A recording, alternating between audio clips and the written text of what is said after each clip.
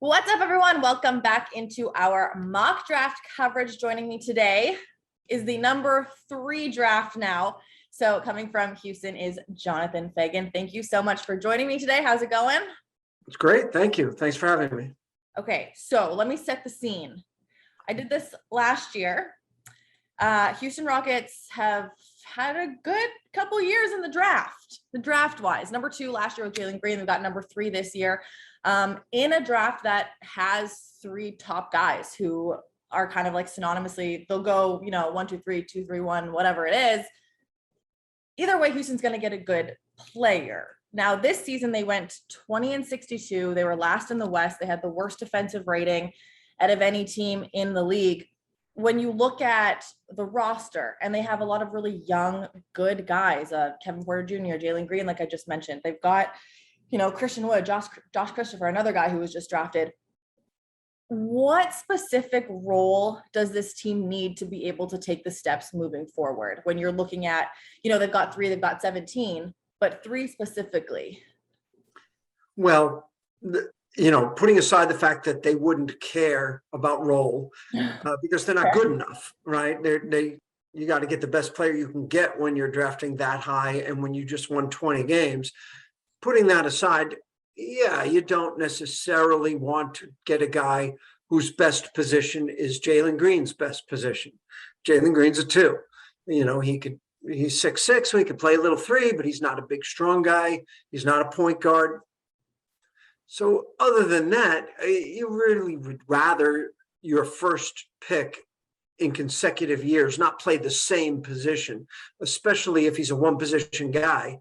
That said, any big, the styles or strengths don't matter as much.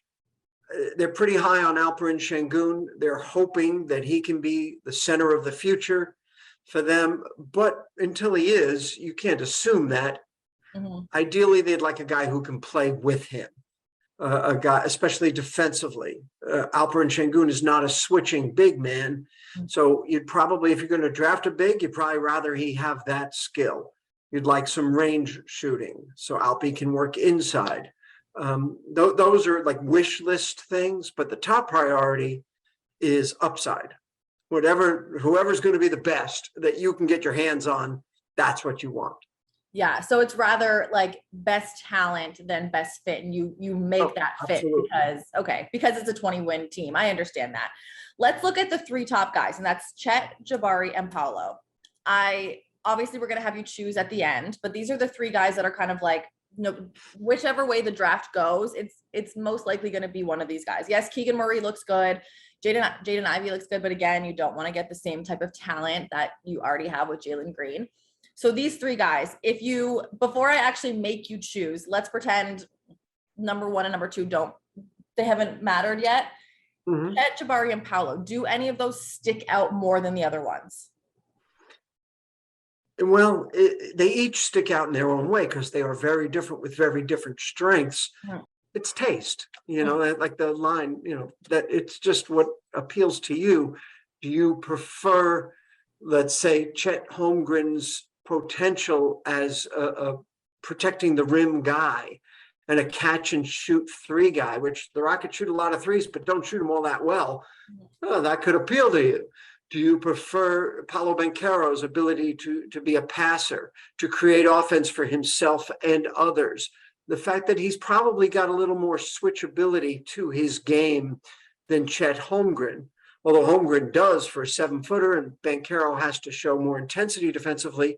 He moves his feet very well, but he's probably not the rim protector. So a little bit depends on what you like. That's really and then the ability, yeah, exactly. And then Jabari Smith, he has to develop ability to create his own shot better, to get a tighter handle, but he starts with potential to be elite defensively, could be the best shooter in the draft, maybe not best, but up there. Yeah. So a lot of that depends on your own tastes. My tastes, I would say, who's area that needs to improve is most likely to improve. And I would say Jabari Smith needing to improve his handle to get his own shot and create shots around him to take advantage of double teams, force teams to double team him. I think that's the skill that's most likely to be developed to the elite level. But the potential to be the elite player, none of these guys are like, oh, sure thing, you got to take them first. There's not LeBron James here. The difference in their potential to be at that level isn't that great, 1 through 3. It's funny that you brought up LeBron James. I was talking to someone about his draft. Wasn't that the draft where the number 2 guy was like before Carmelo? Do you remember that one? It was like before Carmelo, it was before someone else. Darko Milicic. There we go. I forgot the name, but I knew that. Anyway, that's beside the point. Sorry. Wade went a little later, and the year before was Yao Ming going first. And Jay Williams, whose career got cut short by an accident, but Jay Williams was second. So, yeah, that can happen. You can look at the Markelle Fultz draft. Oh, Markelle. Or you could have had Tatum.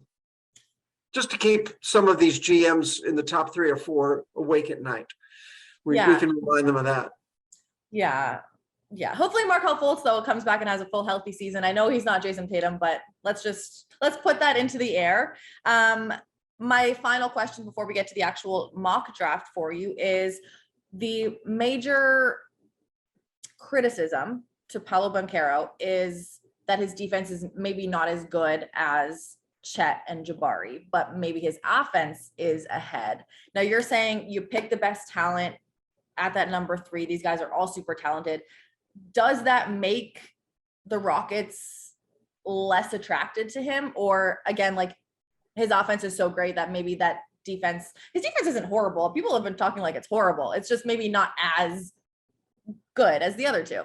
It's a little of a concern because he doesn't show the same sort of fire. The great thing about Chet Holmgren, even though he does have some physical advantages on the college level as a really long 7'1" guy, he doesn't play like somebody who, hey, I'm really tall, I guess I'll be a basketball player. He plays with a great competitive fire. Will Paolo Banchero show that defensively, as he'll have to be an elite player?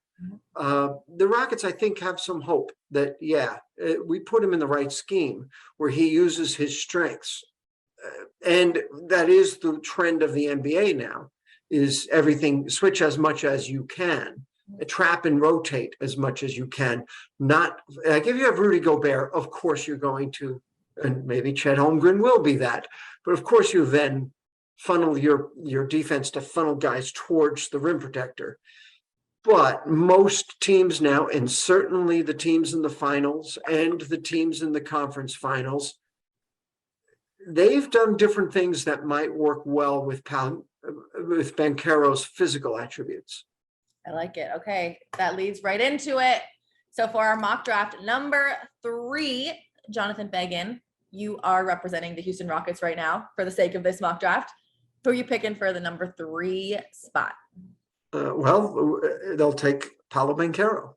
I really feel like they'll be happy. They'll celebrate. I know they celebrated on lottery night. They were very happy to have gotten in the top 3. Yeah, they had the worst record in the league. They could have been first or second. They didn't want to fall to 4 or 5. So they'll take Paolo Banchero and be very happy about it. All right. That one comes at no surprise for this mock draft, but I think either way it falls on draft night, the Houston Rockets are gonna be happy, I would say. We'll see.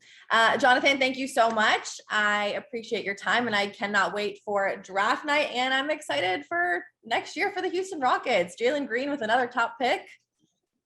Should be a good one. Well, it's a good way to start a rebuild because, Jalen Green has some star potential to him, and they're really happy with him. A lot of times when you're really bad, it takes years before you draft guys with this kind of potential. So they've got a pretty good start, but a long, long way to go.